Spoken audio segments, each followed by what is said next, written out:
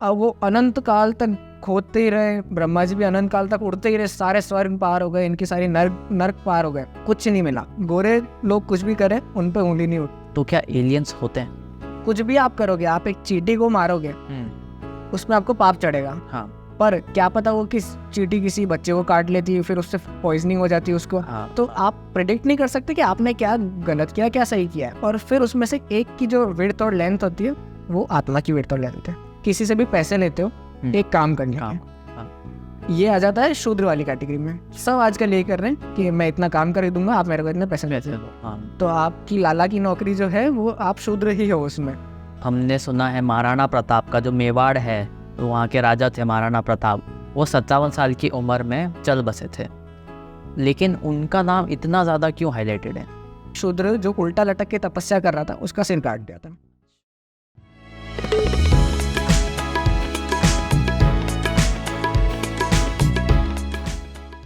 नमस्ते रुद्राक्ष जी। नमस्ते। Welcome to the podcast. तो आपने इतनी कम उम्र में इतना ज्ञान कहाँ से लिया? इंस्टाग्राम रील्स से नहीं लिया है, बुक से लिया है, और काफ़ी सारी मंदिरों की जो कथाएं होती है उसमें वहाँ पे जाते रहते हो आप? यस। ओके, तो शुरुआत करते हैं हम गणेश जी का नाम लेकर। तो जैसा कि हम अभी भी जैसे गणेश जी हैं उनको सबसे पहले पूछते हैं और उसके बाद हम कोई भी कार्य शुरू करते हैं। तो ऐसा क्यों है? मतलब कार्तिकेय और गणेश जी दोनों भाई भाई थे, बट गणेश जी को ये वाली चीज़ क्यों मिल रही है? क्योंकि पहले क्या हुआ था कि इसके पीछे भी एक अच्छी स्टोरी है कि एक बार सारे देवताओं ने कहा कि मैं फर्स्ट कि सबसे पहले मैं पूजा जाना चाहिए। अच्छा। तो सबने कहा कि ठीक है रेस कर लेते हैं, जो जीता उसको पूजेंगे फिर सब। तो ऐसे डिसाइड हुआ था सभी देवताओं के बीच में कि एक 3 चक्कर लगाएंगे पूरे ब्रह्मांड के, और जो फर्स्ट आया उसको सबसे पहले पूजा जाएगा। पर अपने जो गणेश जी थे वो खुद इतने हैवी वेट हैं और उनका जो वाहन है मूषक बहुत छोटा सा है, चूहा है। तो उस समय जब रेस चालू हुई तब लीड तो कार्तिकेय भगवान ही कर रहे थे, पर जो उनका मूषक था वो उनको कैरी नहीं कर पा रहा था ढंग से। ओके। तो गणेश जी ने अपनी थोड़ी दिमाग लगाया और कहा कि तुम तो मेरे मम्मी पापा के आसपास ही घूम जाओ 3 बार। और फिर उन्होंने वही किया, और भगवान तो ऐसे ही भाव ही देखते हैं। तो भगवान ने कहा कि ठीक है कॉम्पिटिशन ओवर, ये जीत गया और इसको ही सबसे पहले पूछा जाएगा क्योंकि इसने अपनी बुद्धि का इस्तेमाल किया है। ये है, तो वो गॉड ऑफ विजडम भी है। तो आपके पास काफ़ी ज़्यादा ज्ञान है और आपको हर चीज़ की नॉलेज भी है, तो हम सतयुग से शुरू करते हैं। तो सबसे पहले ये बताइए शिवलिंग कहाँ से आया? शिवलिंग आया था, एक इसका भी बहुत अच्छी स्टोरी है। समुद्र मंथन के बारे में तो सबने सुना ही होगा। तो समुद्र मंथन जब हो गया पूरा खत्म, तब जो हलाल विष निकला था, त्रिकुटा विष भी बोलते हैं, वो निकला था। और सब ऐसे कि अरे भागो भागो, ये तो इससे तो दूर रहो वरना तो पूरी धरती में छेद हो जाएगा और सब खत्म हो जाएगा। ये था हलाल विष। तो उस टाइम पे सब ने कहा कि प्रभु आप बचा लो। तो शिव जी आए, और वो रात थी महाशिवरात्रि की। और उस समय पहली बार शिव जी ने अपना फॉर्म विस्तार किया, उसको शिवलिंग में, अपना फॉर्म शिवलिंग में बनाया और फिर उनको दिया। अच्छा, ये स्टोरी है। तो हमने देखा है कि जो रावण है उसमें काफ़ी बुराइयां थी, बट अगर हम उसकी अच्छी चीज़ें देखें, जैसे कि वो डिसिप्लिन था, उसने अपने सिर काट के शिव जी को चढ़ाए थे, तो हम रावण को जलाते हैं तो उसको पूछते क्यों नहीं है? क्योंकि देखो ये मतलब नहीं होता कि ऐसे तो कोई क्रिमिनल 100 खून करके शिव जी को पूजेगा तो इसका मतलब ये थोड़ी है कि उसके सारे गुनाह माफ़ हो गए। तो रावण एक बहुत बड़ा पापी था।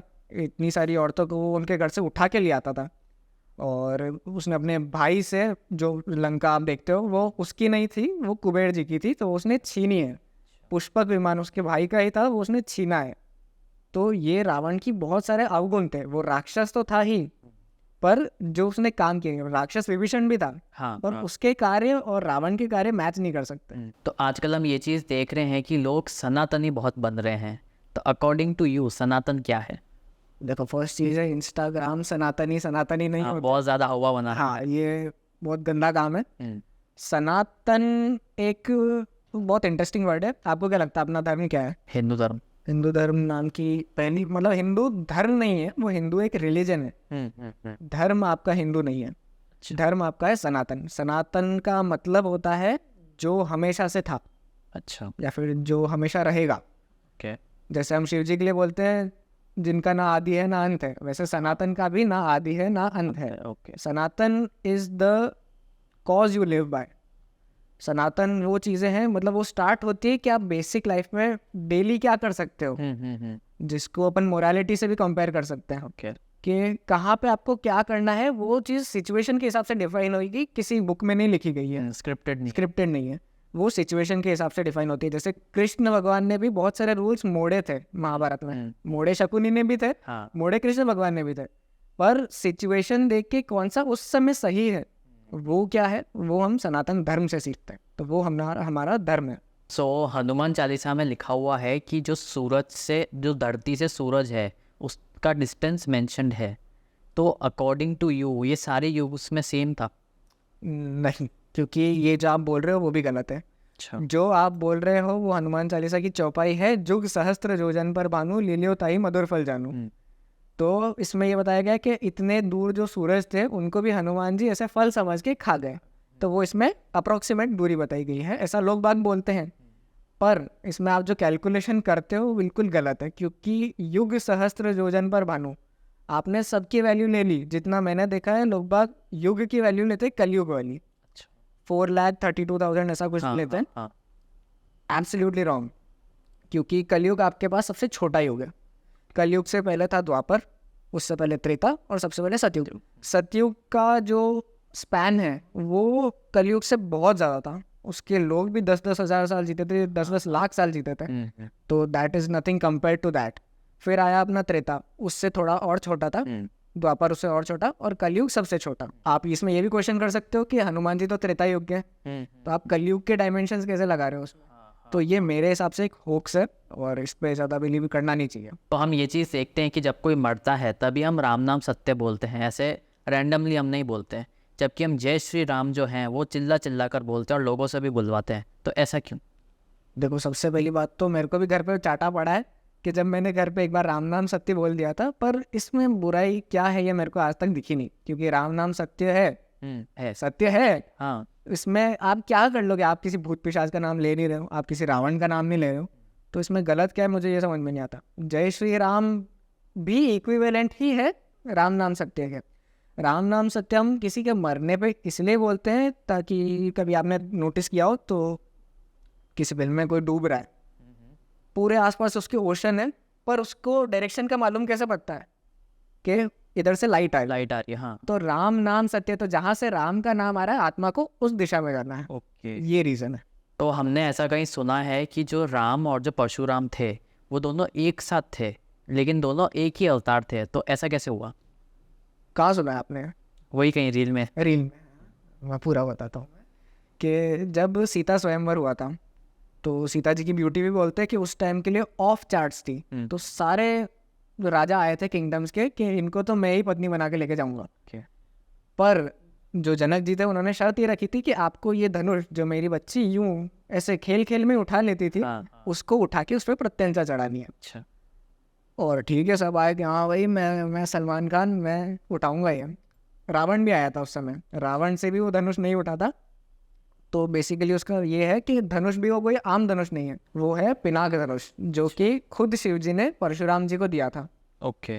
और वही परशुराम जी ने जनक जी को दिया था। अच्छा। और जनक जी ने संभाल के रख रखा था। और सीता जी खेल खेल में ही बचपन में उसको आराम से उठा के मस्त खेलती थी, उसके बाद वापस रख देती थी।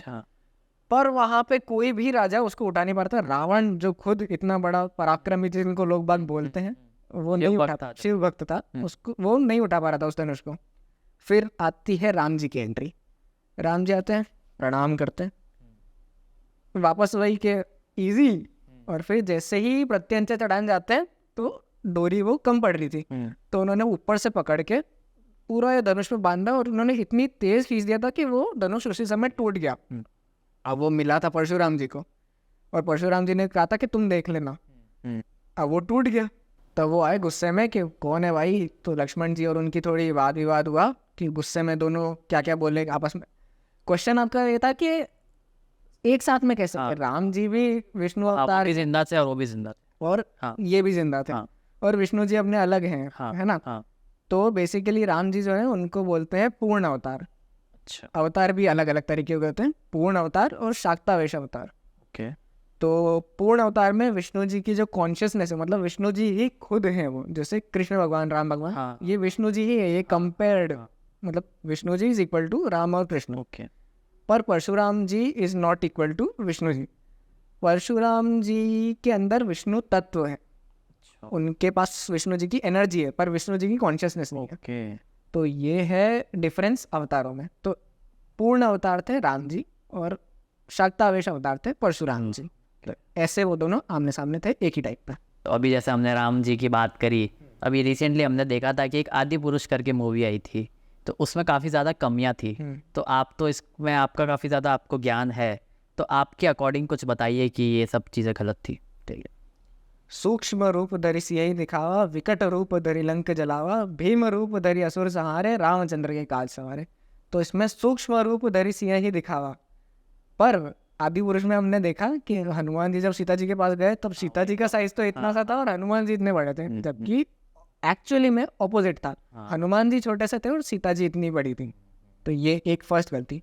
सेकंड गलती है, आपने हनुमान जी को, ये आपका मुगल के कोई सिपाही हो, ये हमारी संस्कृति में हमेशा से उनके हाथ जोड़ना है, तो वो उसमें बिल्कुल नहीं था।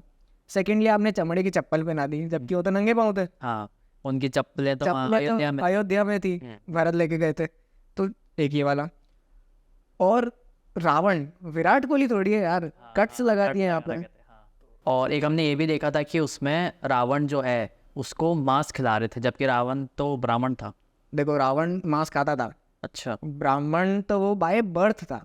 ओके। और ब्राह्मण भी वो पार्ट ब्राह्मण था, क्योंकि उसके पिताजी जो थे वो ब्राह्मण थे, पर उसकी माता जी जो थी वो राक्षसनी थी। एक और गलती है आदि पुरुष की कि रावण को शिव तांडव स्तोत्र ही नहीं बोलना आ रहा। अच्छा। इसकी भी एक बहुत अच्छी स्टोरी है कि जब शिव जी को मिलने जाता है रावण कि गुरुदेव मैं आया हूँ, पर वो कहता है मैं आपको अपने साथ लेके जाऊंगा। अच्छा, अपनी लंका में लंका में लेके जाऊंगा। तो वो अपने सारे हाथ लगा के पूरा कैलाश उठा लेता है। अच्छा। फिर पार्वती माता कहती है कि तो ले ही जाएगा सही में, तो शिव जी बस अपना पाँव नीचे रख के एक अंगूठा अड़ा देते हैं। अच्छा। और कैलाश पूरा नीचे वापस, उसके हाथ दब जाते हैं, पूरे फट जाते हैं। तो वो जोर जोर से चिल्लाता है। उसका नाम भी रावण इसलिए पड़ा क्योंकि वो रुदन करता था। अच्छा। तो ये शिव जी ने ही नाम दिया कि रोने वाला ये रावण है हाथ से। ओके। और उनको वापस प्लीज करने के लिए कि प्रभु पाँव उठा दो थोड़ा सा, मैं हाथ निकाल लूँ मेरे, तो तब उसने बनाया था शिव तांडव स्तोत्र। और आप बिलीव नहीं करोगे, उसने म्यूजिक, जब उसकी वीणा, जब उसके तार फट गए थे, तब उसने अपने अंदर हाथ डाला, अपनी इंटेस्टाइन बाहर निकाली और उससे वीणा बजाई थी। तो ये एक बहुत गोरी फैक्ट था, पर हाँ ये सही है। तो जो उसने ऐसे टाइम पे बनाया था वो उसको उस समय याद ही नहीं आए, भी गलत ही है। तो जैसा कि अभी आपने बोला कि जो रावण था वो बाय बर्थ ब्राह्मण था, लेकिन वो मांस भी खाता था। तो और आजकल हम सेम चीज़ देख रहे हैं कलयुग में भी, जो ब्राह्मण है वो सब चीज़ें कर रहा है। तो आपके अकॉर्डिंग वो भी आजकल सब मतलब राक्षस होते जा रहे हैं?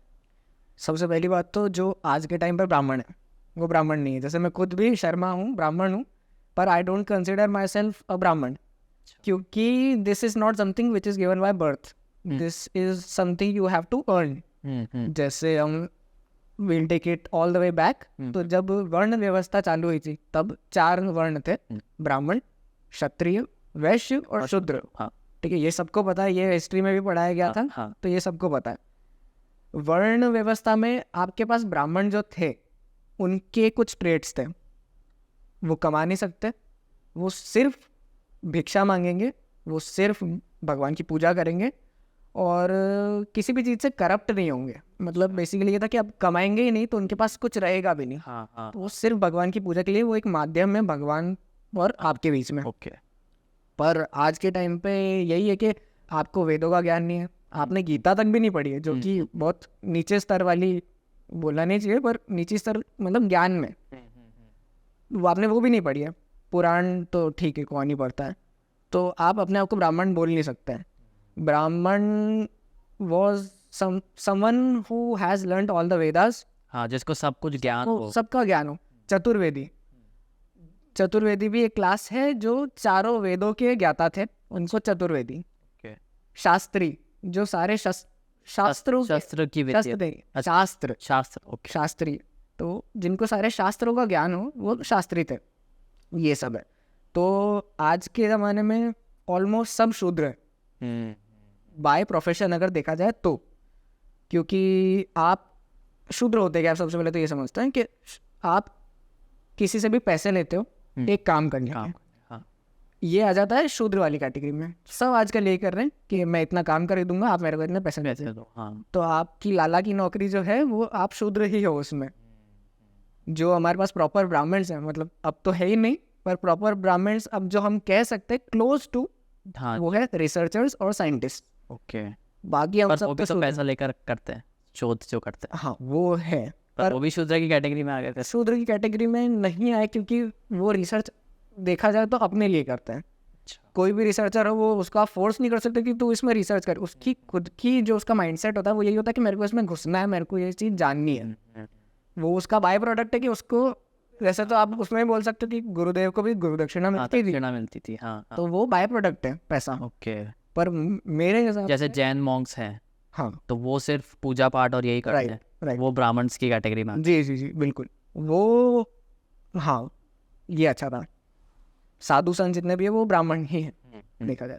हैं। एक शो आता था कुछ टाइम पहले हिस्ट्री टीवी 18 पर, जिस पर ये बताते थे कि जो हिंदू गॉड्स हैं वो एलियंस हैं। तो क्या एलियंस होते हैं? एलियंस तो होते ही हैं, अभी न्यूज़ में भी आ गया, मेक्सिको के पार्लियामेंट में डिस्प्ले कर दिया।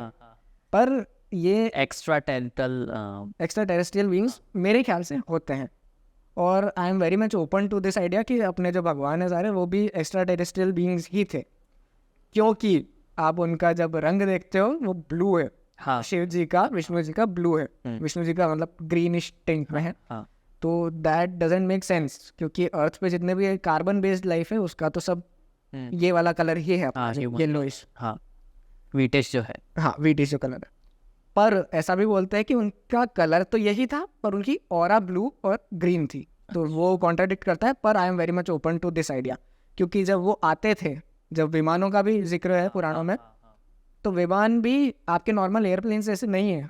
विमान का शेप कुछ कुछ जैसे अपने मंदिर बनते हैं आजकल ट्राइंगुलर पिरामिडल शेप में, इसीलिए वो उस एपिसोड में वो भी बताते हैं कि पिरामिड्स भी क्या पता स्पेसशिप हो। हाँ हाँ तो शिव जी भी जो है अपने, उनके 3 आँखें, विष्णु जी के इतने सारे हाथ, ब्रह्मा जी के इतने सारे सर, तो ये नॉर्मल तो नहीं होता है। तो हो सकता है कि कोई ऐसा प्लैनेट जिस पे लाइफ उस तरह से इवॉल्व हुई हो, उधर से वो लोग आए हों अपने को इवॉल्व करवाने के लिए, अपने को हेल्प की। ऐसे ही आप किसी भी मिथोलॉजी में चले जाओगे, किसी भी हिस्ट्री में चले जाओगे, किसी भी कल्चर में चले जाओगे, उसमें सबसे पहले जो ह्यूमंस को इवॉल्व करने में हेल्प करते हैं वो होते हैं स्नेक पीपल, जिनको हम नाग भी बोलते हैं। ओके। तो उनका सबसे पहला हाथ बट होता है। जो लाइफ है वो तो पानी से शुरू हुई है। मैमल्स जो है पहले पानी से, अमीबा है वो आया था, फिर उसके बाद वो ज़मीन पे आया और फिर इंसान रूप में आया। नहीं दैट्स करेक्ट, बट आप जब देखोगे हिस्ट्री में तो बहुत सारे टाइम पे तो हम केव मैन ही थे। हाँ हाँ सबसे पहले इवॉल्व करने में जिसने हेल्प की है, those were the species of Nagas. और नागाज भी अपने स्नेक, लिटरल स्नेक नहीं थे, वो एक अलग स्पीशीज थी जिनको कहा जाता है कि वो किसी और प्लैनेट से आई थी, किसी और रेल्म से आई थी, दैट इज मोर करेक्ट। तो उन्होंने सबसे ज़्यादा हेल्प की ह्यूमंस को इवॉल्व करने में। नागाज वर द पीपल जिनके पास, जो आप कहते हो सिद्धियाँ, बहुत सारी सिद्धियाँ थी, बहुत सारी स्पिरिचुअल पावर थी। और आप देखोगे तो आज के टाइम पर जो सांप होते हैं, आज के टाइम पे नहीं, जो सांप अपने शास्त्रों में भी उल्लेख है, हाँ जैसे गौतम बुद्ध जब तपस्या करने बैठे थे, उनके पास भी जब बारिश हो रही थी, तूफान आया था, तब एक सांप कॉइल हो गया था। हाँ हाँ शिव जी के पास गले में सांप है, होता है, गणेश के पेट पे सांप। गणेश जी के पेट में सांप है, विष्णु जिस पे लेटे हैं शेषनाग, वो भी एक सांप है। तो snakes are the beings who are attracted to spiritual energy, I guess. जो नाग लोग बोलते हैं कि नाग लोग से नाग जो लोग हैं वो आए थे, तो ये हो सकता है कि नाग लोग वो कोई अलग प्लैनेट हो और वहाँ के लोग ज़्यादा इवॉल्व हो और वो हमें हेल्प करने आए हों, जो अभी भी हमको हेल्प कर रहे हैं इन द फॉर्म ऑफ जो हम भगवान को पूछते हैं अभी। पर डायरेक्ट इंटरेक्शन नहीं है, पहले तो डायरेक्ट इंटरेक्शन था। ओके। जो हम पतंजलि, जो रामदेव बाबा की कंपनी है, वो भी पतंजलि जो महर्षि थे, उनको भी बोलते कि वो शायद एक नाग थे। अच्छा। तो नाग वो सही में लिटरल स्नेक नहीं है, वो एक स्पीशीज थी जो हेल्प करने आई थी। तो हमने जो पॉलिटिकल डिबेट्स है उसमें उत्तरकांड का नाम काफ़ी ज़्यादा सुना है, तो वो क्या चीज़ है? उत्तरकांड जैसे आपके रामायण है, उसमें अलग अलग कांड हैं, बाल कांड और ये सब। हाँ हाँ। तो उसमें लास्ट वाला जो कांड है उसको हम उत्तरकांड बोलते हैं। इसको मेजॉरिटी ऑफ द टाइम इसको रामायण से अलग रखा जाता है। अच्छा, क्यों? क्योंकि इसमें कंट्रोवर्शियल चीज़ है। अच्छा। कंट्रोवर्शियल चीज़ें ये हैं कि जब राम जी वापस आए तब वो अपने प्रजा के बीच में निकले एक दिन वेश बदल के, कि देखते हैं प्रजा में क्या क्या चल रहा है। तो वहाँ पे उनकी और सीता जी के बारे में गलत बातें हो रही थी कि सीता जी को तो रावण ने अपनी जांग पे बिठाया था और ये सब, तो इनको वापस कैसे लिया है। तो ये सब सुन के राम जी वॉज पवित्र हो गई। हाँ, अपवित्र हो गए। तो ये सब सुन के ही वॉज क्वाइट हर्ट। तो उसके बाद से ही उनकी तबीयत खराब रहने लग गई थी और बहुत सारा कुछ काम। और उन्होंने फिर कंक्लूजन ये निकाला कि मुझे रोल मॉडल जो मैं हूँ, ऐसा रोल मॉडल नहीं बनना है कि मेरी पत्नी पे तो इतना बड़ा दाग है और मैं अभी भी उनको अपने साथ रख रहा हूँ। उस टाइम पे उन्होंने उनको एक मुनि के पास भेज दिया जंगल में रहने के लिए। और लव कुश जो है उनका बर्थ भी उन मुनि के आश्रम में ही हुआ। तो बेसिकली ये था उत्तरकांड में। और उत्तरकांड में शूद्रवध भी है। एक शंकर नाम का शूद्र था, वो जंगल में तपस्या कर रहा था और इसकी वजह से पूरे अयोध्या में कैलामिटीज होने लग गई थी। तो श्री राम किसी साधु के पास गए और उन्होंने बताया कि तुम्हारे राज्य में ऐसा ऐसा है, एक शूद्र तपस्या कर रहा है और वर्ण व्यवस्था के अनुसार शूद्र को तपस्या नहीं करनी चाहिए, ये अधिकार सिर्फ ब्राह्मणों और संतों के पास है। तो जब तक वो शूद्र किसी से दीक्षा नहीं लेता वो ये नहीं कर सकता, और उसकी वजह से ये सब कैलामिटीज हो रही थी। तो उत्तरकांड में ऐसा ही बताया जाता है कि राम जी ने एक शूद्र जो उल्टा लटक के तपस्या कर रहा था उसका सिर काट दिया था। अच्छा। तो ये लोग बाग जातिवाद इसमें भी घुसा देते हैं कि एक शूद्र को मारा, हम तो जय श्री राम नहीं बोलेंगे। तो अभी अभी हमने बता ही दिया कि शूद्र वर्ण है। मैं बॉर्न ब्राह्मण हूँ पर मेरा भी काम शूद्र वाला ही है, तो मैं ब्राह्मण नहीं हूँ। तो शूद्र कोई भी हो सकता है, not respective to your caste. तो ये उत्तरकांड है। अब उत्तरकांड हुआ था या नहीं हुआ था, इस पे बहुत डिबेट चलती है। ऐसा बोलते हैं कि उस समय की जो गवर्नमेंट थी उन्होंने इम्पोज किया था कि आपको ये डालना ही पड़ेगा। अच्छा। पर इसका प्रमाण हमारे पास रामायण में ही वाल्मीकि जी ने ही बोला था कि मैं 7 कांड में बांट रहा हूँ रामायण, और लास्ट वाला उत्तरकांड है उन्होंने स्पेसिफिक लिखा है कि उत्तरकांड है, तो वो उन्होंने ही लिखी है। और जो वाल्मीकि रामायण है वो मोस्ट जेन्युइन रामायण है। तुलसीदास की जो रामायण है वो भक्ति भाव से लिखी गई है, पर वाल्मीकि रामायण फैक्चुअल एकदम। मैंने भी खुद नहीं पढ़ी है, पर हाँ, Valmiki Ramayana is the most factual one. हम देखते हैं कि बाकी सारे जितने भी जानवर हैं उनका जो मीट है वो हम खाते हैं, बट जो गाय है उसको हम माँ का दर्जा देते हैं और उसको हम पूछते हैं, ऐसा क्यों? क्योंकि शास्त्रों में भी दिया गया है कि गाय में सारे देवी देवता बसते हैं। हाँ हाँ।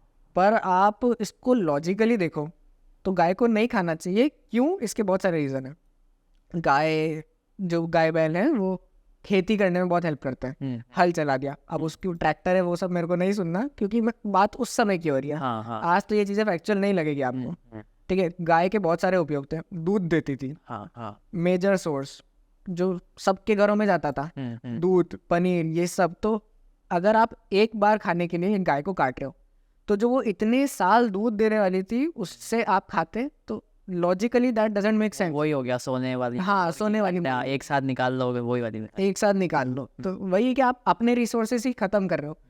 तो मुझे ये लगता है कि शास्त्रों में साइंटिफिक चीज़ें लिखी गई है, पर उसको कनेक्ट किया गया है गॉड से, ताकि हम इरेशनल डिसीजंस ना लें। अब आपने इसको गॉड से कनेक्ट कर दिया कि कृष्ण भगवान को तो बहुत पसंद थी गाय, तो इसलिए नहीं मारना, तो अब कोई नहीं मारेगा। लॉजिकल चीज़ है, कोई नहीं मारेगा। ये इसका मेजर रीज़न है। और आप कह रहे हो कि सबका मीट खाते हैं। हाँ। यूएस में हॉर्स मीट बैन है। अच्छा। क्योंकि मोरालिटी का आ जाता है, क्योंकि सबसे ज़्यादा साथ ही उन लोगों का हॉर्स ने दिया था। ओके। कोई भी वॉर होती थी हॉर्स लेके जाते थे। तो मोरालिटी रीजंस की वजह से वो नहीं खाते। अब वहाँ पे जाके कोई नहीं बोलेगा कि तुमने ये नहीं खाया, तुम तो अंधभक्त हो। ये गोरे लोग कुछ भी करें उन पे उंगली नहीं उठती। हम देखते हैं कि राजस्थान में एक जिला है सीकर करके, उसमें खाटू श्याम जी का मंदिर है, तो इसके पीछे की क्या स्टोरी है? खाटू श्याम जी आपको पता है कौन थे? कुछ महाभारत से था। महाभारत से ना? हाँ। ये मैं आपको बताता हूँ, ये आपने शायद ही सुना होगा, भीम के पोते थे। अच्छा। और ये राक्षस थे, घटोत्कच के पुत्र और भीम के पोते। बर्बरिक नाम था इनका।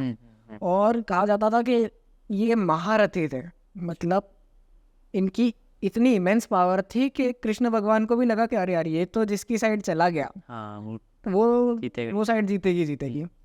उनके पास 3 बाण रहते थे, तो जब भी आप अभी भी कहीं उनका पोस्टर देखोगे तो एक धनुष होता है और 3 बाण। हाँ 3 बाण होते हैं। हाँ एक बाण से वो कह रहे थे कि मैं सबको प्रोटेक्ट कर लूँगा, एक बाण से मैं सबको मार दूंगा, और एक बाण से मैं उन लोगों को देख लूंगा कि जिन पे बाण नहीं जाना चाहिए। तो 3 बाण से वो पूरी महाभारत खत्म कर सकते थे, ये उनका दावा था। अच्छा। कृष्ण भगवान ने कहा ऐसे कैसे? तो उन्होंने कहा कि मेरे को बताओ, चलो थोड़ा अपना डेमोन्स्ट्रेशन तो दो कि मैं कैसे मान लूँ कि तू इतना बड़ा महारथी है। तो उन्होंने कहा कि ये पेड़ दिख रहा है, इस पेड़ में जितनी भी लीफ है एक तीर में सबको भेज दो। और जैसे ही उसने कहा ठीक है कर दूंगा, और इतने में एक लीफ गिरी तो उसको श्री कृष्ण ने अपने पाँव से दबा लिया, अपने पाँव के नीचे। अब उसने वो बाण छोड़ा, पूरे पेड़ में जितनी भी पत्नियां थी सबके बीच में से वो बाण निकला और एंड में आके श्री कृष्ण के पाँव के ऊपर रुक गया। अच्छा। अगर वो किसी नॉर्मल आदमी का पाँव होता तो वो पाँव के अंदर से आता। तो इस समय बर्बरिक को ही पता पड़ गया कि वो कौन थे, और उसी समय उसने ये भी कहा कि प्रभु अपने पाँव हटा लो, एक पत्ता नीचे रह गया, इसलिए बाण प्रतीक्षा कर रहा है। तब कृष्ण भगवान को ये समझ में आ गया कि हाँ ये तो इसका तो डेंजरस आदमी है ये। तो ऐसे करके उन्होंने उसको मरवा दिया कि ये तो उसका यही था कि जब भी वो लड़ेगा तो उस साइड से लड़ेगा जो हार रहा होगा। और दुर्योधन ने पहले ही ये प्लान कर रखा था कि हम पहले के दिनों में हारेंगे ताकि ये हमारी टीम में आ जाए। अच्छा। तो कृष्ण भगवान ने कहा ये तो भोला आदमी है, इसको तो मरवाओ पहले। और फिर इसका जब सर काटा था तब एक हिल पे रख दिया था, और इसने पूरी महाभारत देखी थी। और जब कंक्लूजन देने की बारी आई तब इन्होंने ये कहा था कि जो मरे थे वो भी कृष्ण थे, जिन्होंने मारा था वो भी कृष्ण था, पूरी महाभारत में सिर्फ कृष्ण ही थे।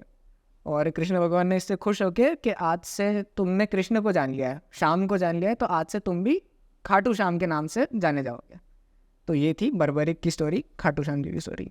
तो हम राम भगवान की पूजा नहीं करते हैं और लक्ष्मी माँ और गणेश जी की पूजा करते हैं, तो ऐसा क्यों? लक्ष्मी माता की पूजा हमेशा होनी चाहिए नारायण के साथ, पर इन लोगों ने क्या कर दिया कि गणेश जी तो विघ्न हरते हैं, तो हमारे रास्ते में जो लक्ष्मी माँ के रास्ते में हमारे घर तक आएंगी उसमें भी सारे विघ्न हर लेंगे। तो ये लोगों ने ही बना दिया कि लक्ष्मी जी और गणेश जी की साथ में पूजा करेंगे, पर देखा जाए तो लक्ष्मी नारायण की ही हमेशा साथ में पूजा होनी चाहिए। अब आता है आपके क्वेश्चन पे कि क्यों होती है। क्यों होती है इसका लॉजिकल एक्सप्लेनेशन है मेरे पास कि जब श्री राम वनवास से वापस आए अयोध्या तब राम राज्य जो आइडियल किंगडम आपने सुना है, हाँ, वो आया। और उसके साथ आई बहुत सारी प्रॉस्पेरिटी, बहुत सारी वेल्थ। उस समय पे ऐसा कहते हैं कि पूरा पीस का टाइम था, कोई लड़ाई करता ही नहीं था, इतना खौफ था राम जी का कि इन्होंने एक बार शस्त्र उठा लिए तो ये तो आ ही देंगे। तो इतनी प्रॉस्पेरिटी, इतनी वेल्थ हो गई थी उस टाइम पे। तो प्रॉस्पेरिटी और वेल्थ को ही हम डिनोट करते हैं लक्ष्मी माता से।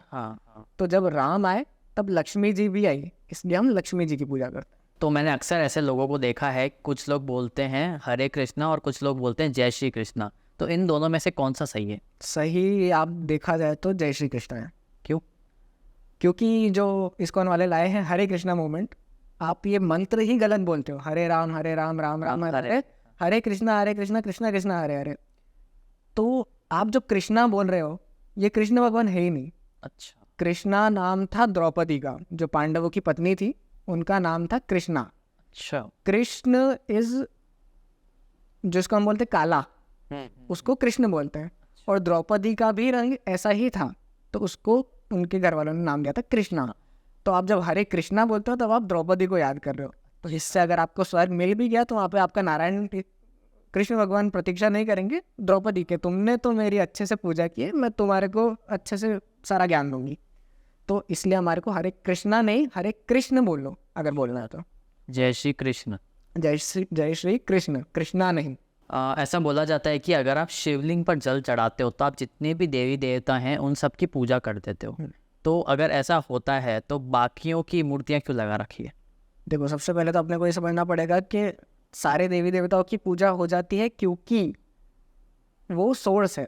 जिसमें आप शिवलिंग को अगर देखेंगे, जो रियली में शिवलिंग होता था किसी ज़माने में, ऊपर से अंडाकार जो हम देखते हैं, बीच में से सिलेंड्रिकल और नीचे से स्क्वायर, तो ये डिनोट करता था ब्रह्मा विष्णु महेश। साथ में जो योनि जिसको हम बोलते हैं, लिंग और योनि, तो योनि में सारी त्रिदेवियाँ, तो त्रिदेव और त्रिदेवियाँ सारी एक साथ आ गई, और उन पे जब आप जल चढ़ाते हो तो आप बेसिकली सोर्स को जल चढ़ा रहे हो। जितने भी एक्सपेंशंस हैं, देवी देवता हैं, वो लिंक्ड तो सोर्स से ही है, तो अगर आपने सोर्स को चढ़ाया तो उन तक भी पहुंच गया। ये लॉजिक है इसका। तो हम जो बात करते हैं 33 करोड़ देवी देवताओं की, तो वो भी इसी में हो जाते हैं। देखो 33 करोड़ और 33 कोटि, ये आजकल बहुत चल रहा है रील्स में कि 33 करोड़ नहीं होते, 33 कोटि होती है। हाँ। पर देखा जाए तो दोनों होते हैं। अच्छा। दोनों कैसे होते हैं मैं अभी आपको बताता हूँ। 33 कोटि इज़ अपनी जगह पे सही, पर 33 करोड़ का मैं आपको हिसाब देता हूँ।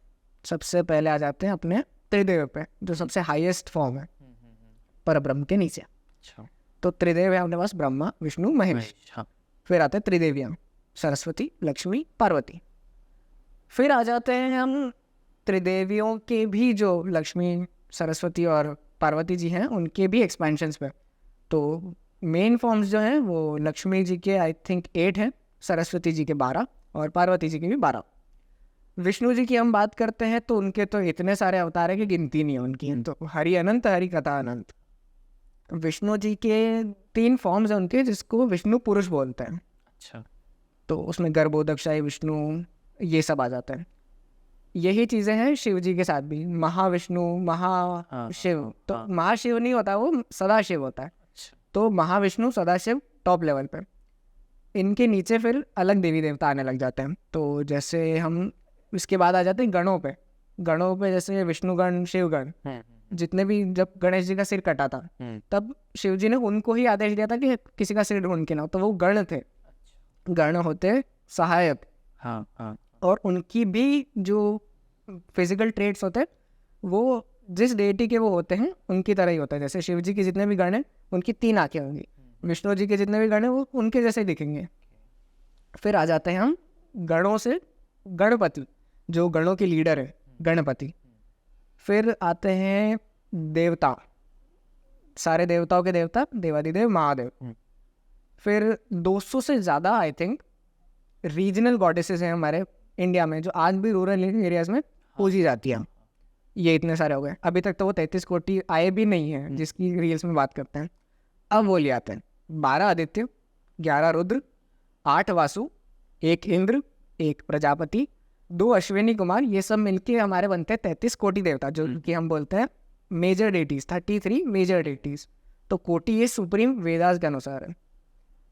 फिर हम आ जाते हैं नवग्रह, जिनको हम 9 प्लानिटरी डेटीज बोलते हैं। जैसे ये चंद्रमा देव हो गए, सूर्य देव हो गए, ये सब आ जाते हैं हमारे नवग्रह पे। और एक और अच्छा फैक्ट है कि जो शिव जी हैं वो इन 11 रुद्रों में से ही है। अच्छा। और जो विष्णु जी हैं वो उन 12 आदित्यों में से ही हैं। उपेंद्र जो हैं वो विष्णु जी हैं, और 11 रुद्र में भी एक शिव है, वो जिनको हम आज पिक्चर करते हैं वो ये वाले शिव हैं। तो ये आते हैं उन 33 मेजर डेटीज़ में। तो जैसा कि हम पहले देखते थे कि भगवान अपने हिसाब से कुछ भी चीज़ को मोल्ड कर देते, कुछ भी कर देते थे, तो जो कर्मों की साइकिल है वो भगवान पे इम्प्लीमेंट होती है। भगवान पे इम्प्लीमेंट डेफिनेटली होती है। हम लोग बोलते हैं कि भगवान इससे परे है, उससे परे, पर कर्मों के परे नहीं है। मेरे पास इसके बहुत सारे इंसिडेंट्स हैं, बस इसमें अपन डिस्कस करेंगे एक शिव जी का और एक कृष्ण भगवान का। पहले लेते कृष्ण भगवान का। तो जब कृष्ण भगवान के धरती छोड़ने का टाइम आया तो वो जंगल में ऐसी मस्ती से बैठे हुए थे, और बैठे बैठे उनका एक पाँव ऊपर था, लेटे हुए थे वो, और एकदम से उनके पाँव की हील में आके एक तीर लगता है, और वो चलाया था एक हंटर ने। अब हंटर आया, देखा कि अरे ये मेरे से क्या हो गया, आप तो राजा हो इतने बड़े और मैंने आपको तीर मार दिया।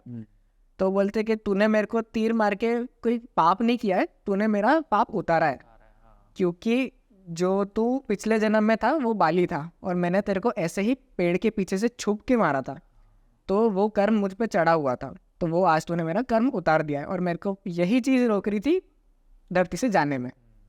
सेकंड स्टोरी है हमारे पास शिव जी की। तो ऐसा बोलते हैं कि सबसे पहले विष्णु जी आए और उसके बाद ब्रह्मा जी आए। तो इन दोनों में लड़ाई हो गई कि पहले कौन आया, क्योंकि दोनों ने आंखें साथ में खोली थी। अच्छा। तो ब्रह्मा बोलते हैं कि नहीं मैं सुप्रीम, विष्णु जी बोलते हैं मैं सुप्रीम। इतने में शिव जी प्रकट होते हैं कि तुम तो अभी अभी आए हो, मैं तो यही ही था, कभी गया ही नहीं था। तो बोलते कि हम कैसे मान लें, तो उन्होंने अपने आप को एक स्तंभ, जिसको हम बोलते पिलर बनाया, और उसमें से बोलते आग निकल रही थी, और उसको एक्सपैंड कर दिया दोनों डायरेक्शंस में। तो विष्णु जी ने कहा, शिव जी ने कहा कि जो मेरे इस पिलर का छोर ढूंढ लेगा, एंड ढूंढ लेगा, वो सुप्रीम है तुम दोनों में से। विष्णु जी ने कहा ठीक है, ब्रह्मा जी ने कहा ठीक है। ब्रह्मा जी उड़ गए अपना स्वान लेके, और विष्णु जी वराह रूप में नीचे खोदने चले गए। अब वो अनंत काल तक खोदते ही रहे, ब्रह्मा जी भी अनंत काल तक उड़ते ही रहे, सारे स्वर्ग पार हो गए, इनकी सारी नर्क पार हो गए, कुछ नहीं मिला। तो विष्णु जी तो आ गए वापस बीच में कि भैया नहीं हो रहा मेरे से। ब्रह्मा जी ने कहा कि उसको क्या पता पड़ रहा है, मैं बोल देता हूँ कि मैंने ढूंढ लिया, मैंने देख लिया। तो जब वो वापस बीच में आए कि मैंने तो देख लिया, शिव जी को गुस्सा आया कि तू इधर झूठ कैसे बोल रहा है साले। तो उनने क्या किया, अपने नाखून बड़ा किया, और ब्रह्मा जी के 5 सिर होते थे, एक सिर उन्होंने नाखून से काट दिया। अच्छा। और काटने के बाद उन पे ब्रह्म हत्या का पाप चढ़ गया। तो ऐसा बोलते हैं कि उसके बाद वो पाप का प्रायश्चित करने के लिए उन्होंने अपना भैरव रूप निकाला, और ऐसा बोलते हैं कि उनके हाथ पे वो वाला सिर चिपका हुआ था। अच्छा। तो वो जहाँ भी जाते थे उनके हाथ में वो सिर चिपका ही रहता था उस रूप में। और ये जो सिर चिपका हुआ था एंड में जाके छूटा वाराणसी में, वहाँ पे उन्होंने ब्रह्म तपस्या की थी काल भैरव में। तो ऐसा कहते हैं कि इसीलिए इतने सारे अघोरीज और ये सब जो संत हैं जो ऑकल्ट प्रैक्टिसेस में ज़्यादा बिलीव रखते हैं, वो वाराणसी काशी में जाते हैं, क्योंकि यहाँ पे ही शिव जी ने जो तपस्या करके ब्रह्मा जी का स्कल अपने हाथ से छुड़वाया था। सो अभी जैसे अपन ने कार्मिक साइकिल की बात करी कि जो आपने किया है वो तो आपको वापस मिलेगा ही। तो अभी हमने जैसे रिसेंटली केदारनाथ के केस में देखा था, उसमें जो भी मतलब लोग थे वो घोड़ों से और उनसे काम करवा रहे थे, उनसे ज़्यादा काम करवा रहे थे, और हमने देखा कि कुछ लोगों ने जाके उनको वहाँ पे वो जो घोड़े जो थे उनका सामान ले जा रहे थे उनको रोक दिया। तो अगर देखा जाए तो आपने तो और अपना कर्म चढ़ा लिया डेफिनेटली। क्योंकि जो घोड़े थे वो अपना वो पाप काट रहे थे, और अगर वो मरते वो काम करके तो उनको दूसरी योनि मिलती, कि हो सकता है वो मनुष्य योनि में भी जा सकते थे, और आपने सोचा कि मैं जाता हूँ उनकी हेल्प करता हूँ ताकि वो ये काम करने से बचे। तो और फिर आप बोलते हो कि हमने तो भाई पशुओं की सेवा करी, हम इतना काम करते हैं, उल्टा हमारे साथ ही हो रहा है गलत। तो इस पर आपका क्या ओपिनियन है? डेफिनेटली अगर आप किसी चीज़ में टांग अड़ाओगे तो उसके कार्मिक साइकिल भी डिस्टर्ब होगी, आपकी भी डिस्टर्ब होगी। अब जैसे आपने कहा कि वो क्या पता वो भुगत रहा था और उसको अगला जन्म मनुष्य योनि में मिला, बिल्कुल हो सकता है। अब आपने उसकी टांग अड़ा दी वहाँ पे जाके, अब उसको वापस पशु योनि में आना पड़ेगा, वापस सफ़र करना पड़ेगा ये। पर कर्म हमेशा या तो गुड या बैड नहीं होते, ये मिक्स है, बहुत कॉम्प्लेक्स टॉपिक है। कुछ भी आप करोगे, आप एक चींटी को मारोगे उसमें आपको पाप चढ़ेगा, हाँ। पर क्या पता वो चींटी किसी बच्चे को काट लेती है, फिर उससे पॉइजनिंग हो जाती है उसको। तो आप प्रिडिक्ट नहीं कर सकते कि आपने क्या गलत किया क्या सही किया है। आप अपनी तरफ से, आपका माइंड जो कहता है कि ये सही है, मैं इसकी हेल्प करना चाहता हूँ, करो, बेस्ट है, आप भी काउंट होगे उस कर्म में, ये भी फैक्ट है।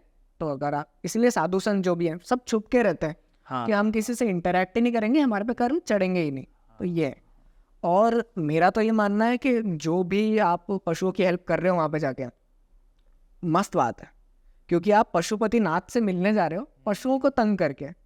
तो इसीलिए आपने देखा होगा कैलामिटीज इतनी ज़्यादा होती है उस एरिया में, क्योंकि आप जिसके घर जा रहे हो वो ही उन सारे जानवरों के देवता है। तो आई थिंक कि ये तो बहुत अच्छा काम कर रहे हैं जो लोग कि जो अत्याचार रोक रहे हैं। ऐसा बोला जाता है कि शिवलिंग पर या शिव जी को हर कोई फ्रूट्स नहीं चढ़ाते हैं, तो इसके पीछे क्या लॉजिक है? देखो, सबसे पहली बात आ जाती है कि बेलपत्र क्यों चढ़ता है, भांग क्यों चढ़ती है। ये सारे हैं कूलिंग जो भी इंग्रेडिएंट्स है। बेलपत्र जो है वो बहुत ज़्यादा कूलिंग इफेक्ट होता है, भांग का बहुत ज़्यादा कूलिंग इफेक्ट होता है। पर आपकी इच्छा होने चढ़ाओ, आपकी और भगवान की इक्वेशन पर डिपेंड करता है। आपके भगवान है, आप खुद उनके हो, तो आप बीच में उनको कुछ भी चढ़ाओ, वो आप पे डिपेंड करता है। आपका भाव देखते हैं, वो क्या चढ़ा रहे हो वो ये नहीं देखते हैं। और ऐसा नहीं है कि उन पे तुलसी चढ़ा दी तो बम फट जाएगा। चढ़ाओ, कुछ भी चढ़ाओ, वो आपके ऊपर डिपेंड करता है और आपकी इक्वेशन पे डिपेंड करता है। आजकल हम देखते हैं कि जो स्कूल है और जो पहले गुरुकुल होते थे, तो दोनों में क्या डिफरेंस है? सबसे बड़ा डिफरेंस तो करप्शन का है। क्योंकि आज जितने भी देखते हैं, जैसे एमएलए का बच्चा पढ़ने आ गया, उसको वीआईपी ट्रीटमेंट मिलता है, इसके साथ यही वाले बच्चे टॉपर बैठेंगे, इसको कोई हाथ नहीं लगा सकता, कोई टीचर उसको कुछ बोल नहीं सकता। पर गुरुकुल में सारे ही भले कितने ही बड़े राजा के बेटे हो तुम, तुम्हारे को भीख मांगनी पड़ेगी हाँ खाने के लिए। तो ये था कि उसमें डिस्क्रिमिनेशन नहीं था। गुरुकुल की सबसे ये बेस्ट बात थी कि वो मेरिट सिस्टम पे बेस्ड था। आप गुरुकुल में कैसा परफॉर्म करते हो उस बेसिस पे आपको ट्रीटमेंट मिलेगा। अर्जुन बहुत ज़्यादा अच्छे स्टूडेंट थे, इसलिए उनको ट्रीटमेंट भी वैसा मिलता था। दुर्योधन जो हमेशा जेलेसी में रहते थे, उसको फिर ट्रीटमेंट भी वैसा ही मिलता था। तो गुरुकुल और स्कूल कंपेयर किए ही नहीं जा सकते। गुरुकुल में एक गुरु होते थे, दिन भर आपके साथ रहते थे। आप कोई उनके जो सानिध्य होता है उसमें गलत काम सीख ही नहीं सकते, क्योंकि आप उन्हीं के साथ रह रहे हो। बच्चे तो आपको अलग से आके कुछ बताएंगे नहीं। स्कूल में क्या होता है, बच्चे घर जाते बड़े भैया दीदी से मिलते हैं, वो गलत चीज़ें सिखाते हैं और स्कूल में जाके इम्प्लीमेंट हो जाती है। तो ये बहुत बड़ा डिसएडवांटेज है। और पतंजलि, जैसे हम रामदेव बाबा का सुनते हैं, उन्होंने गुरुकुल चला रखा है। अच्छी बात है, चलाना चाहिए। बहुत सारी वैष्णव संप्रदाय भी है, वो भी अपना खुद का गुरुकुल चलाते हैं। और मेरा तो ये मानना है कि मेरे को अगर मेरे मम्मी पापा भेजते किसी गुरुकुल में तो मैं तो खुशी होता। मतलब उस टाइम पे लगता है अरे यार क्या है, एंड रिजल्ट उसका बहुत अच्छा प्रोडक्टिव होता। हम देखते हैं कि जो हिंदू कल्चर है उसमें जो शरीर है उसको जला देते हैं क्योंकि आत्मा है वो अमर है। तो आपके अकॉर्डिंग आत्मा क्या है? उससे पहले मैं आपसे एक क्वेश्चन करना चाहूँगा, आप कौन हो? मैं अनंत हूँ। आपसे आपका नाम थोड़ी पूछा, आप कौन हो? आपके अकॉर्डिंग बताइए मैं कौन हूँ। नहीं, आप फिर भी एक बार ट्राई तो करो कि आप कौन हो। एक आंसर में आउट ऑफ। इंसान। आपसे ये थोड़ी पूछा कि आपकी स्पीशीज़ क्या है, आप कौन हो। देखा जाए तो आप इसका आंसर होता है आत्मा। क्योंकि अब अगर आप बोलोगे कि मैं ये बॉडी हूँ, तो मैं ये बॉडी हूँ। आपका हाथ कट गया, मेरा हाथ कट गया, तो ये भी तो बॉडी थी। आप थोड़ी कट गए। तो आप हो आत्मा, आप हो कॉन्शियसनेस। कॉन्शियसनेस को मैं ऐसा देखता हूँ कि वो आत्मा के लिए भगवत गीता में बहुत अच्छी सी चीज़ें बताई गई है। सबसे पहले आते हैं आत्मा कहाँ होती है। आत्मा होती है हृदय में, जो हार्ट होता है हमारा, उसमें उसका साइज भी बताया। बाल को, जो आपका बाल का स्टैंड होता है, उसका जो कोना होता है एंड, उसको आप 100 बार डिवाइड करो और उसमें से एक उठाओ, उसको वापस 100 बार डिवाइड करो, और फिर उसमें से एक की जो विड्थ और लेंथ होती है वो आत्मा की विड्थ और लेंथ है, इतनी छोटी। तो आपकी कॉन्शियसनेस है जो आप हो, आपकी बॉडी नहीं, आपका समाज नहीं, आपके मम्मी पापा के आप बेटे हो ये भी आप नहीं हो, आप आत्मा हो। आत्मा मरने के बाद शरीर बदलती है डेफिनेटली, तभी ये कार्मिक साइकिल चलती है। अब इस हिसाब से तो जो मेरी एक और अलग थ्योरी है कि आप और मैं सेम है, बस आप पैदा अलग घर में हुए हो, मैं पैदा अलग टाइम में और एक अलग घर में हुआ हूँ। हम ब्रॉटअप अलग जगह से हैं, इसलिए हमारी पर्सनैलिटीज अलग है। बाकी आप और मैं आत्मा है, और हमारा मेन गोल परमात्मा ही है। परमात्मा भी एक ही है। तो जैसा कि आपने बताया कि आत्मा हृदय में होती है, तो जब कोई मरता है तो आत्मा कहाँ कहाँ से निकल सकती है? देखो, सारे ओरिफिस जो अपनी बॉडी में है, सारे होल्स जो अपनी बॉडी में, वहाँ से नॉर्मल लोगों की आत्मा वहीं से निकलती है। और ऐसा कहते हैं कि जब आत्मा निकल रही होती है तब बहुत ज़्यादा इमेंस पेन, जिस हज़ारों बिच्छू आपको डंक मार रहे हो उतना पेन होता है। पर इसमें एक और चीज़ आ जाती है, जो योगी होते हैं वो अपनी कुंडलिनी जागृत करके अपनी आत्मा की डायरेक्शन भी चेंज कर सकते हैं कि वो कहाँ से निकलेगी। और ऐसा बोलते हैं कि जो हाईली सिद्ध योगी जो होते हैं वो अपनी आत्मा को अपने क्राउन एरिया, जो कि ये वाला है, जो आज्ञा चक्र के ऊपर है, उधर से निकालते हैं। और जब आत्मा यहाँ से निकलती है तो वो सीधी परमात्मा के पास पहुँचती है, या फिर एक हायर रेल में पहुँचती है। बाकी नॉर्मल लोग मरते हैं तो किसी भी, जैसे नाक से निकल गई, आँखों से भी निकल सकती है, कान से निकल गई, आपका जो एनस है उधर से भी निकल सकती है। तो कहीं से, किसी भी ऑरिफिस से आत्मा निकल सकती है। बट जैसा कि आपने बताया कि क्राउन से निकलती है तो वो परमात्मा के पास जाती है, अगर बाकी जगह से निकलती है तो फिर वही होता है कि आत्मा कुछ टाइम के लिए भटकती है। अच्छा। फिर आप उनकी जो दाह संस्कार होते हैं उससे उनको कंसोल करते हो, उनको खाना पीना देते हो, शक्ति प्रदान करते हो कि अब आप जहाँ पे भी जाना है आपको जाओ। और फिर वो अपना रास्ता तय करती है। अगर उसको लोअर लोक्स में जाना होता है तो उधर जाती है, हायर लोक्स में जाना होता है तो अलग लोक में जाती है। और अपने आप नहीं जा सकती, या तो यमराज आके पकड़ के खींच के लेके जाएंगे, या फिर कोई देव आएगा पकड़ के अपने साथ उड़ा के लेके जाएगा। और हमने एक ये भी चीज़ देखी है कि लोग बाकी सारे देवी देवताओं की पूजा करते हैं लेकिन इंद्र भगवान की नहीं होती है। इंद्र भगवान की पूजा होती है। अच्छा। जब बारिश करानी होती है तब। ही हाँ जब, हाँ हाँ अभी भी होती है, क्योंकि जब भी आप हवन करते हो तब सारे जो आदित्य जो मैंने अभी बताया, हाँ हाँ इंद्र भगवान भी उसमें ही है। इंद्र उपेंद्र, इंद्र और जो उपेंद्र जो है वो विष्णु जी हैं। अच्छा उपेंद्र मतलब इंद्र भगवान के बाद कोई है रूलर लीडर देवताओं का, तो वो विष्णु भगवान है। ओके। तो पूजा तो अभी भी होती है, पर मेन फॉर्म ऑफ डेटी इनको नहीं बताते, क्योंकि कृष्ण भगवान वाला केस तो हो ही गया है। हाँ हाँ हाँ तो अहंकार में आके इन्होंने कहा कि मेरी तो पूजा होगी तभी बारिश होगी। तब कृष्ण भगवान ने कहा है इंद्र को मैं नहीं मानता, गोवर्धन की पूजा करो, क्योंकि इस पहाड़ में ही है जो है हाँ, आपको सारे बादल सारे उसी वजह से आ- हाँ उसकी वजह से आते हैं, बादल टकराते हैं उसकी वजह से। हाँ आपके पास सारे रिसोर्सेज जो हैं वो इस पहाड़ से आते हैं।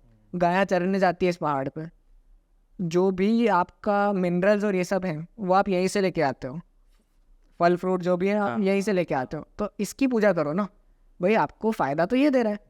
तो इंद्र भगवान गुस्सा हो गए कि अब तो मैं बाढ़ ले आऊँगा। हाँ तो उन्होंने नॉन स्टॉप कंटिन्यूस बारिश करना चालू कर दी। तो कृष्ण भगवान ने कहा इसको दिखाता हूँ मैं अभी। तो उन्होंने कच्ची उंगली पे अपना, ऐसा कहते हैं कि गोवर्धन पर्वत उठा लिया। ये मैं मानता नहीं हूँ लिटरली कि कच्ची उंगली पे उठाया होगा, पर बोलते हैं। तो इससे इंद्र को अपनी जगह पता पड़ गई, क्योंकि उसने जितनी भी भेजे समस्या सबका तोड़ उन्होंने निकाल दिया। हाँ हाँ इसलिए इंद्र की पूजा नहीं होती, क्योंकि वो अहंकार में आके उन्होंने ये सारी इतनी गलतियां की है। हम आजकल बहुत ज़्यादा बात कर रहे हैं हिंदू राष्ट्र की। अगर भारत हिंदू राष्ट्र बन जाता है तो उसका क्या डिसएडवांटेज है? डिसएडवांटेज मेरे को एक ही दिखता है, जो कि है कल्चरल डाइवर्सिटी जो आपकी है वो खत्म हो जाएगी। आप एज ए इंडिविजुअल सीखते कब हो? जब आप किसी डिफरेंट एनवायरनमेंट में जाते हो। हाँ। अब आपके साथ भी आपके जो दोस्त हैं वो आपके जैसे बन जाएंगे, तो आप सीखोगे क्या? आपका डेवलपमेंट ज़ीरो हो जाएगा, रुक जाएगा। तो डिफरेंट कल्चर्स होना ज़रूरी है अगर आपको एक पर्टिकुलर कम्युनिटी को भी अगर आपको ग्रोथ करवानी है तो। हाँ कंपटीशन रहेगा तो कंपटीशन, राइट।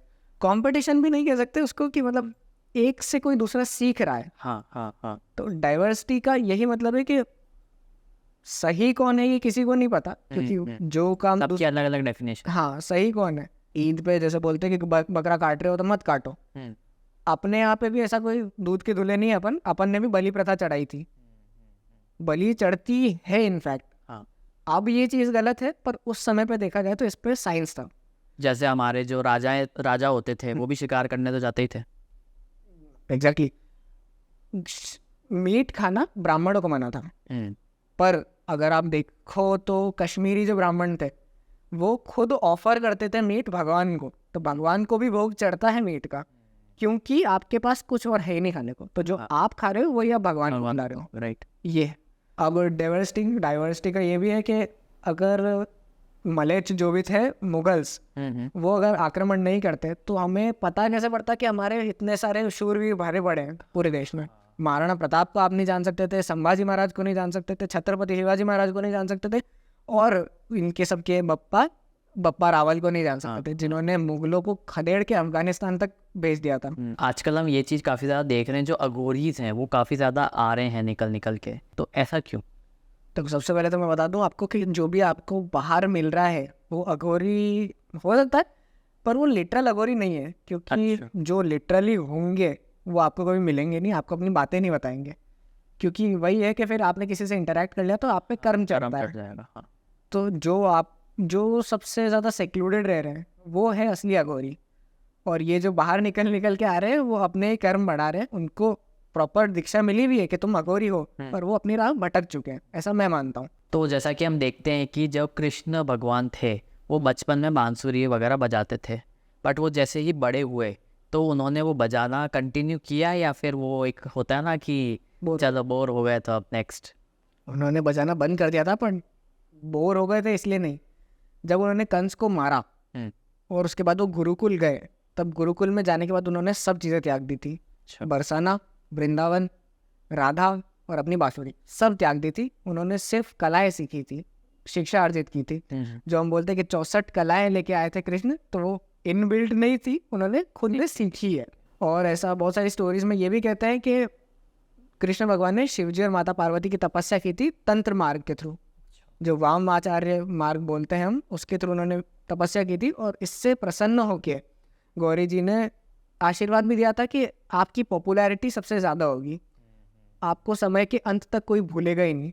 हाँ, तभी आजकल हम देखते हैं कि जो इस्कॉन है या जो कृष्ण का है वो बहुत ज़्यादा है। एग्जैक्टली आप इंडिया में देखोगे तो जय श्री राम और क्या नारे लगते हैं, हाँ, पर आप फॉरेन में कहीं भी जाओगे तो उन्होंने राम का नाम भले सुना नहीं हो, कृष्ण का नाम तो जरूर सुना है। हाँ, और वहाँ से भी डिवोटीज आते हैं। डिवोटीज आते हैं। इस्कॉन चालू ही अमेरिका में हुआ था। तो हमने जैसे देखा है कि अलेक्जेंडर द ग्रेट था, तो उसने पूरे दुनिया को अपना कब्जा कर लिया था, बट वो भी इंडिया आके रुक गया था, तो ऐसा क्यों? अब आप बोलोगे कि पोरस ने रोक दिया था, पर पोरस बस हमको यही बनाया गया है। पोरस भी देखा जाए तो कहीं भी डॉक्यूमेंटेशन नहीं है उसका। एनसीईआरटी में होगा, I don't care about that, पर ओरिजिनल जो उस समय के डॉक्यूमेंट्स थे, तक्षशिला उससे बहुत पास है जहाँ पे ये घटना हुई थी, पर उधर भी कोई रिकॉर्ड नहीं है कि पोरस नाम का एक आदमी था जिसने अलेक्जेंडर को हराया। इंडिया में कहीं ये नहीं मिलेगा आपको कि अलेक्जेंडर आया भी था, पर मुझे ऐसा लगता है कि अलेक्जेंडर ने आक्रमण किया, आर्मी उसकी वैसे ही थकी हुई थी। पोरस जो था वो एक छोटा सा लोली जनरल होगा, और उसके पास एलिफेंट्स की सेना थी, और इन लोगों को पता नहीं, गोरे लोगों को, कि छोटा सा आदमी इतने बड़े अलेक्जेंडर द ग्रेट को हरा दिया। तो इन्होंने पोरस को भी एक अलग चैप्टर बना दिया है, पोरस को भी महान बना दिया है, क्योंकि उसने अलेक्जेंडर महान को मारा था। और देखा जाए तो अलेक्जेंडर भी 5 फुटिया था, उससे डरने की कोई बात नहीं थी, तो ऐसा कुछ था नहीं उसके बारे में। जैसे चंगेज खान बहुत बड़ा है, बिल्ट ही उसका ऐसा था कि मॉन्स्टर आ रहा है कोई, अलेक्जेंडर से कोई नहीं डरे। हम बात करते हैं आयुर्वेदा की, वो कहाँ से आया? आयुर्वेद पतंजलि महर्षि जो थे, उन्होंने अपनी योग सूत्र दिए थे, उसका ही एक पार्ट है आयुर्वेद।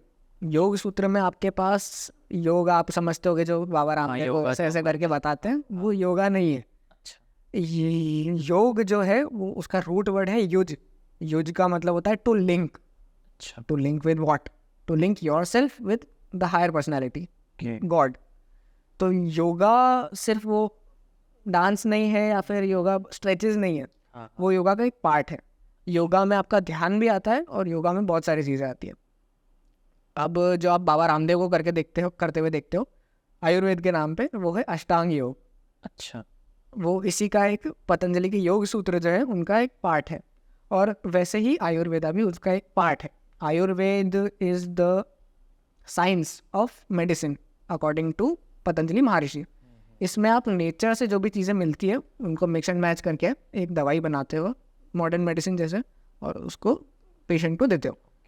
बट आयुर्वेद और पतंजलि महर्षि इतने अमेजिंग लेवल के ऑथर थे, जो मैंने आपको पहले बोला नाग भी बोलते थे, शायद इसीलिए बोलते थे क्योंकि उसमें उन्होंने बताया कि सिद्धियाँ कैसे ली जाती है, हाँ, और सिद्धियों को कहाँ यूज़ करना है, कहाँ यूज़ नहीं करना, और कैसे यूज़ नहीं करना है कि वो चली जाए। तो उन्होंने डिटेल में ये भी बताया है कि सिद्धियाँ कैसे लेनी है। तो आपको किसी बाबा के पास जाना नहीं पड़ेगा, अगर आप ट्रू टू योर सेल्फ हो और पढ़ते हो तो आपके पास खुद आ जाएगी। हमने सुना है महाराणा प्रताप का, जो मेवाड़ है, तो वहाँ के राजा थे महाराणा प्रताप, वो 57 साल की उम्र में चल बसे थे, लेकिन उनका नाम इतना ज़्यादा क्यों हाईलाइटेड है? क्योंकि सबसे पहले तो आप मेरे को बताओ कि उनका नाम क्या है। हाँ, महाराणा प्रताप गलत, उनका नाम प्रताप है। महाराणा एक उपाधि है, उपाधि है। उपाधि है।